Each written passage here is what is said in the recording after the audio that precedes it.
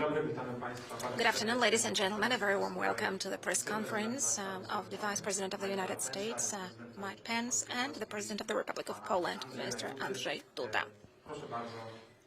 Mr. President, could you please give your statement?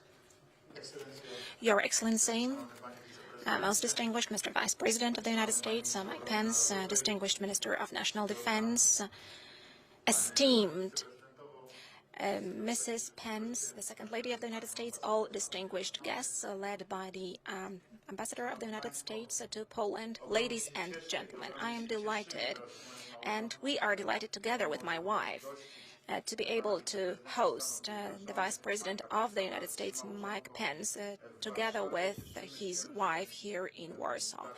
We are happy that the visit paid by Mr. Vice President, which is connected, of course, with the Middle East Conference, which will soon start, as its first item has got this political bilateral component between our two countries, between Poland and the United States. And today, for a few hours, we have been able to touch upon important and interesting topics of interest, which in this space between the United States and Poland today constitute the most important issues connected with our cooperation within NATO alliance and our economic cooperation. Our meeting today started on a very symbolic note. It started when Minister of Defense Mariusz Błaszczak signed today an agreement on the future deliveries to Poland of high-mobility artillery rocket systems, HIMARS, which I hope are one of the most important elements of the revolution in the Polish defense military infrastructure, which we have been implementing for a couple of years now, which we refer to as the modernization process of the Polish armed forces. This is the cutting-edge equipment from the United States, which I believe is going to serve to strengthen our security. I am delighted indeed that together with Mr. Vice President and our wives, we had an opportunity to meet with our troops as well. We had Polish soldiers present at the ceremony as well as the soldiers of the U.S. Armed Forces. The meeting was very pleasant and nice, but at the same time it had a very symbolic element in it, demonstrating American presence, military presence in Poland as part of the North Atlantic Alliance and as part of the alliance between our two states. We also discussed, together with Mr. Vice President, precisely the U.S. military presence. I'm really delighted because Mr. Vice President said that U.S. soldiers and U.S. officers who are deployed in Poland and those who were in Poland before assess very highly the conditions here, briefly speaking, that they are pleased with their stay, with their service in Poland. I heard that the conditions we have provided them with are considered to be absolutely appropriate. I'm happy to hear that they are pleased with the cooperation with the Polish military authorities and civilian authorities as well.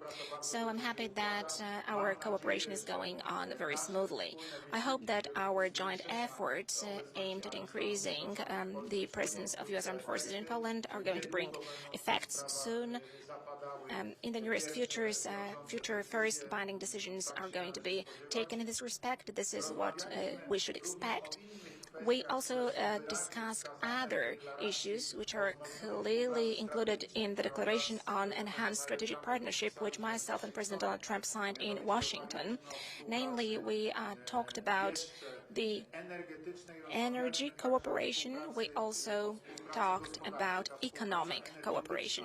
The energy cooperation is a topic of great importance in our mutual relations. Today, we have already signed a series of agreements to import LNG to our Świnoujście terminal. Right now, works are ongoing, connected with increasing the capacity of that LNG terminal. We hope that the works will be concluded with an expected effect and planned effect. In other words, we hope to increase this capacity to more than 7 billion cubic meters of gas per year. And we do hope that a large amount of that gas, which is supplied to Poland, is going to be supplied precisely from the United States. Apart from that, we are planning to make further investments in that respect, and this is what I flagged out in my conversation with Mr. Vice President. We also discussed the development of about the development of gas network in our part of Europe. We discussed gas security. We also discussed energy security. As far as other sources of energy are concerned, electricity, for instance, I also mentioned that Minister Piotr Naimski on the 11th of March is going to discuss about this in the United States with Secretary responsible for energy within the U.S. administration, Mr. Rick Perry. These are going to be talks about cybersecurity and also gas energy cooperation, but these talks will also concern cooperation on electricity. So these are going to be the topics of interest, a topic of importance, in which we are going to implement this enhanced partnership in the nearest future. This is also something that we discussed today with Mr. Vice President. Apart from that, we talked about general business cooperation. Poland right now is developing very fast. Our economic results are even better than we expected, better than the analysts predicted, including different global agencies. So the situation is very good, and I believe that also further American investments and our investments of the Polish business in the United States are going to contribute to the development of the situation. Of course, we also discussed cybersecurity, which is most important right now in the global space. Once again, let me stress that I'm delighted with this important visit paid by Mr. Vice President to Poland. I'm delighted with this another in a series of meetings with top representatives of U.S. administration. Last year, I paid a visit to Washington, and before President Donald Trump visited Warsaw. All of us have vivid memories of that visit. And I hope that our contacts this year, Mr. Vice President, are going to be very intensive indeed, because this is a special year in which we are celebrating the centennial of establishing diplomatic relations between Poland and the United States, and between Poland, which was reborn in 1918, and the first great global superpower, which acknowledged Poland back then as a reborn state.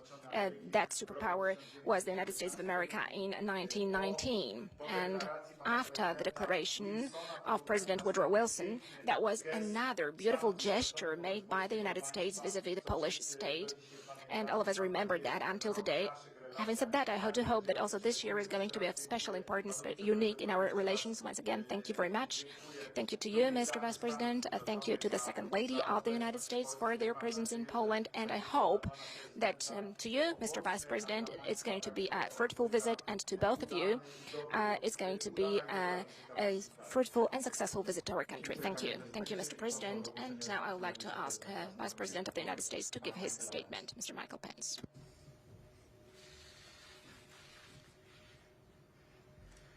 Well, thank you, President Duda. Thank you for those very kind words and for the warm hospitality that you and the First Lady have shown to my wife, Karen, and me during our very first visit to Poland. I couldn't be more honored to be here, representing the United States of America, to join you here in this beautiful place, in this historic year in the life of this nation. To reflect on and to celebrate the remarkable bond that exists between our peoples and our two nations. And Mr. President, I'm here today on behalf of a friend of yours who came to this country just 2 years ago, who welcomed you to the White House last September, and a great champion of the United States-Poland alliance. I bring greetings this morning from President Donald Trump. The United States and Poland have a shared and special bond since the very earliest days of our republic. And today, Polish Americans are one of the most vibrant threads of the American fabric. We cherish their rich heritage. We admire the great faith of the Polish people and we continue to draw inspiration from their steadfast love of freedom. Mr. President, our countries are friends because we share the same values, a point that you and I reflected on in all of our conversations today. And in a world that's growing more unpredictable and in many ways more dangerous since the fall of the Soviet Union, our alliance has grown more vital and more important than ever before. That's why, as you and I just discussed, our countries are working more closely together on a wide range of issues, and we will continue to. And thanks to your leadership, Mr. President, and that of President Trump, today the United States-Poland alliance is stronger than ever before. In the last 2 years, our countries have made unprecedented investments in our common defense and shown the world that our commitment to the NATO alliance is unwavering. Last March, the United States was proud to support Poland's purchase of the Patriot missile defense system, a battle-tested NATO inoperable system that is used by the United States Army and many of our closest allies to protect their people and defend their sovereignty. Last September, I was pleased to join President Trump as he hosted you at the White House. There, the two of you signed a joint declaration of strategic partnership. And under that agreement, our nations are already improving our intelligence sharing, expanding our joint military exercises, and strengthening our collaboration in the fight against cyber threats to ensure that we're prepared to face the security challenges of the future together. And just today, it was my great honor, along with you, Mr. President, to represent the United States at a very special ceremony as your defense minister signed a historic agreement to purchase 20 high-mobility artillery rocket system launchers from the United States as an ongoing testament to our close security cooperation. And now our two countries are discussing the parameters for increased United States military presence in Poland. And I'll be carrying back your strong convictions regarding that to President Trump and to our leaders in the Defense Department when I return to the United States. Poland is one of only 8 NATO allies who currently meet the commitment to spend at least 2% of your gross domestic product on defense. And today, thousands of American soldiers stand guard at the eastern flank of the NATO alliance, along with your soldiers in arms as well. Just a few hours ago, I shared that moment that you just described, Mr. President, to address several hundred American soldiers in the presence of hundreds of Polish soldiers stationed near Powice. These men and women are freedom's first line of defense in Eastern Europe. They have the gratitude of the Polish people, the gratitude and admiration of the American people, and of freedom-loving people around the world. But just as important to our national security is our economic security, and we spoke much about that today, Mr. President. So last September, you and President Trump also announced a new U.S.-Poland strategic dialogue on energy, and we welcome that. That effort was designed to ensure that neither of our countries, nor any country in Europe, becomes dependent on Russia for its energy needs. Since last October, Poland has signed 3 separate agreements with American energy companies, which in 4 years' time will allow you to import more than 7 billion cubic meters of natural gas a year. And we welcome this collaboration. Now we look forward to working with you as you develop other energy sources, including nuclear power, as we discussed today. And President Trump and I and our administration are truly grateful for your bold stand in opposition to Nord Stream 2. The United States also welcomes Poland's partnership as we work to protect telecommunications sector from China. The recent action your government has taken against a Huawei executive and a Polish national accused of cooperating with him demonstrate your government's commitment to ensure our telecommunications sector is not compromised in a way that threatens our national security. We must continue to work together to ensure that all investment review mechanisms protect critical security and economic infrastructure going forward. And Mr. President, we are grateful for your leadership and your actions. The United States stands behind Poland as it has stepped up and taken a leadership role as well in the 3 Cs initiative. As President Trump said not long ago, with the expanded trade and new infrastructure between our two countries, we can unleash an incredible energy innovation that's safe, responsible, and environmentally friendly. These actions, the relationship between our two nations, will continue to grow stronger, and the future of security in Europe will grow brighter. But we know there is still more work to do on many fronts. No threat looms larger in Poland than the specter of aggression from your neighbor to the east. Despite years of negotiations, Russian forces still occupy large parts of Georgia and Ukraine, and they recently unlawfully detained Ukrainian ships and their crews in the Black Sea.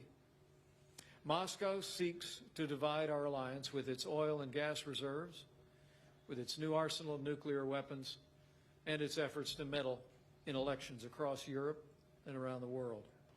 But in the face of these provocations, and in solidarity with Poland and our European partners, President Trump has done more to confront Russia's actions than any president in modern history.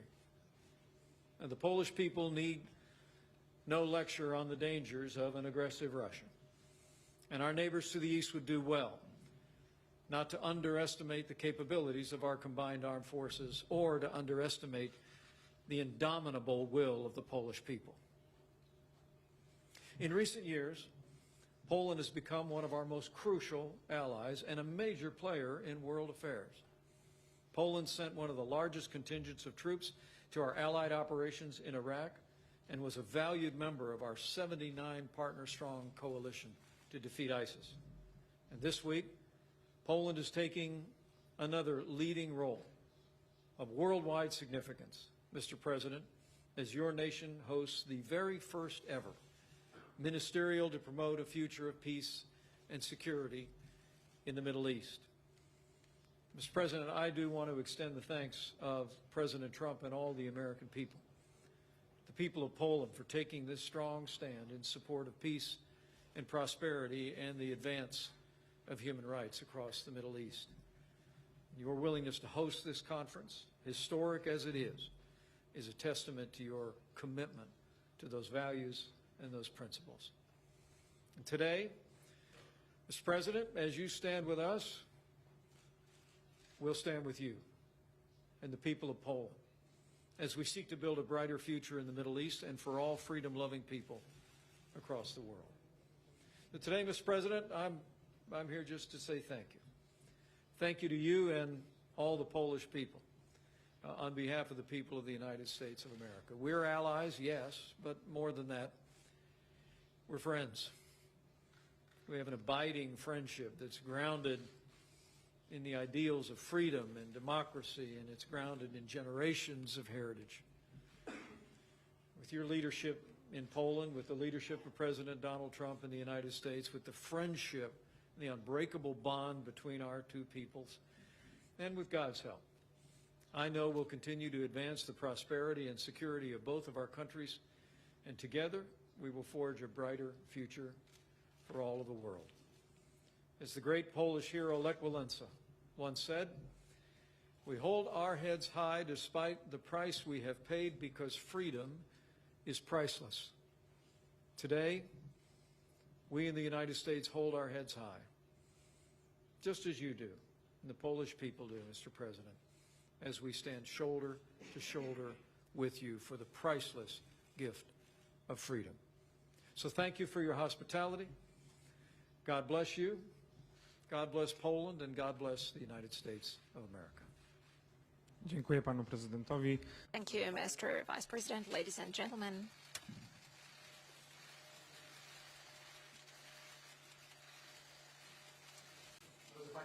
Ladies and gentlemen, this concludes our press conference. Thank you very much.